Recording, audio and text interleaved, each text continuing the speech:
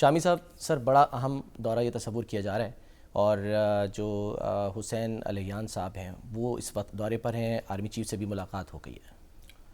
ہاں، پاکستانی مزدور جو ہے نا جی، وہ سرحدی علاقہ جو ہے اس میں مزدوری کرنے گئے تھے۔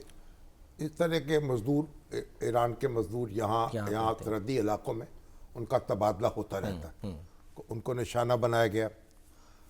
بہرحال ایران کے وزیر خارجہ کا دورہ جو ہے بڑا خوش آئند ہے، اور دونوں ملکوں نے بڑی تیزی سے اپنے اختلافات کو سمیٹا ہے اور کوشش اب کر رہے ہیں کہ ایک دوسرے پر اعتماد کرتے ہوئے اور ایک دوسرے کو اعتماد میں لیتے ہوئے آگے بڑھا جائے۔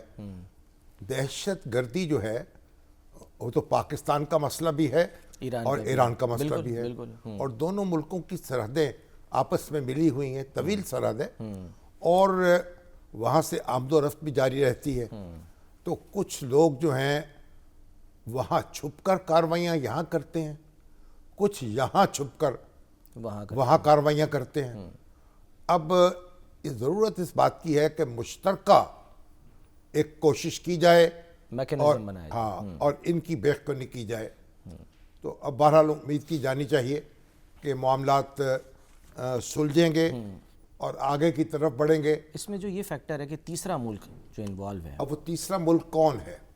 اشارہ تو وہ تو اصولی طور پر تو ایک ہی ہے، ہمارا جو سایہ ہے، مشرقی سرحد جس سے ملتی ہے، جس سے مشرقی سرحد ملتی ہے۔ تو جب بھی آپ ایسی بات کرتے ہیں تو انگلی ادھر ہی اٹھتی ہے۔ تو بہرحال یہ جو شواہد ہیں وہ اکٹھے کیے جانے چاہیے اور کارروائی ہونی چاہیے۔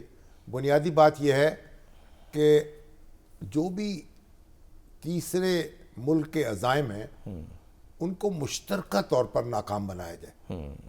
یعنی یہ کوئی کسی ملک کے خلاف دہشت گردی کرنا وہ کسی بھی ملک کا کوئی حق نہیں ہے۔ اس میں بھی شامی صاحب جب یہ ہوا تھا واقعہ، آپ کو وہ یہی کہا جا رہا تھا کہ میکینزم ہے، ہاٹ لائن جسے ہم کہتے ہیں نا، کہ دونوں فوراً رابطہ کریں کہ جی یہ ہو رہا ہے۔ وہ انہوں نے حیران تھے پاکستان کہ اپنے طور پہ کیسے کارروائی کر لی۔ کام تو نہیں ہوا نا، یعنی اس میں رکھنا تو پڑ گیا نا۔ تو اس کا مطلب ہے جو میکینزم تھا وہ اتنا مؤثر نہیں تھا۔ اور یہ کہا جا رہا ہے کہ بھئی ایک ایرانی اسٹیبلشمنٹ ہے، اس کے اندر بعض عناصر ہیں جو اس طرح کی منہ زور کارروائیاں کرتے ہیں، لیکن بھائی یہ تو ایران کا داخلی معاملہ ہے کہ اس کے کون سا عنصر کیا کارروائی کر رہا ہے۔ ایرانی ریاست جو ہے اس کی ذمہ داری ہے کہ معاملات کو سنبھالے، اور اسی طرح پاکستانی ریاست کی ذمہ داری ہے کہ وہ اپنے معاملات کو سنبھالے اور جو بھی داخلی کمزوریاں ہیں ان پر قابو پایا جائے۔ اور ایک بڑا مسئلہ یہ ہے کہ ایران اور پاکستان کے درمیان جو گیس پائپ لائن کا منصوبہ تھا، جو آصف علی زرداری صاحب جب صدر مملکت تھے انہوں نے دستخط کیے تھے اس معاہدے پر 2009 میں، لیکن ایران نے اپنے حصے کی پائپ لائن تو بنا لی، لیکن پاکستان پائپ لائن نہیں بنا سکا، اور ایرانی گیس جو ہے وہ ترسیل اس کی ممکن نہیں ہو سکی، کیونکہ ایران پر جو امریکی سینکشنز ہیں اس نے پاکستان کا ہاتھ روکا ہے۔ اور اب ایران نے نوٹس دیا ہے، پھر پہلے بھی نوٹس ڈیڈ لائن جو ہے وہ بڑھا دیا کہ بھئی آپ اس کو مکمل کریں یا 18 ارب ڈالر کا ہرجانہ جو ہے وہ دینے کے لیے تیار ہو جائیں۔ اب یہ جو ایران اور پاکستان کے درمیان جو ایگریمنٹ ہے نا، اس کی ثالثی جو ہے وہ فرانسیسی عدالت میں ہونی ہے۔ جی ہاں، یعنی فرانس میں ہوگی، اور فرانس کی جو عدالت ہے وہ امریکی سینکشنز کو نہیں مانتی۔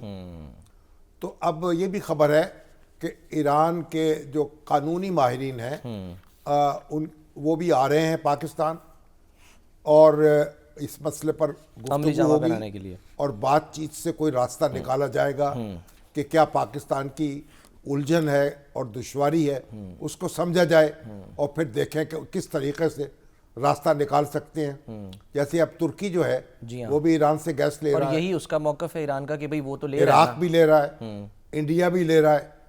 لیکن اب یہ کہا جاتا ہے کہ انہوں نے تو ویور لے لیا ایک امریکہ سے، لیکن پاکستان جب یہ کوشش کرتا ہے تو امریکہ کی طرف سے کوئی جواب نہیں آتا۔ یہ سارے مسائل ہیں جن پر غور کرنا ہوگا۔ اور گیس شروع ہو جائے ایران سے تو ہمیں ضرورت تو ہے گیس کی، بالکل گیس شارٹیج بھی ہے، شارٹیج ہے، قیمتیں کہاں جا رہی ہیں، قیمتیں بھی بڑھ رہی ہیں، اور یہ پاکستان کے مفاد میں بھی ہے اور ظاہر ہے کہ ایران کے مفاد میں بھی ہے، تو اس کو مسئلے کو بھی حل ہونا چاہیے۔ ایگزیکٹلی۔